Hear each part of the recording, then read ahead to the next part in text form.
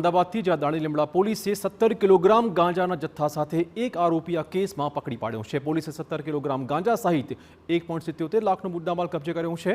પોલીસે ઝડપેલા આરોપીઓ બે સગા ભાઈ હોવાનો ખુલાસો છે। આ બંને ભાઈએ જથ્થાબંધ ગાંજો લાવીને છૂટક માર્કેટમાં વેચાણ કરતા હતા।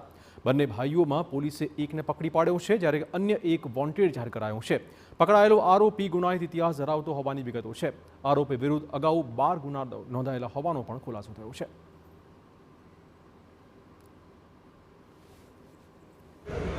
લઈકનો ગુનાહિત ઇતિહાસ જોવા જઈએ તો આ પૂર્વ અલગ અલગ શહેરમાં 12 ગુનાઓ નોંધાયેલા છે, જેમાં લૂંટ, મારામારી, એનડીપીએસ સહિતના ગુના। આ પૂર્વ પણ એક એનડીપીએસનો કેસ લઈકનો થયેલ હતો।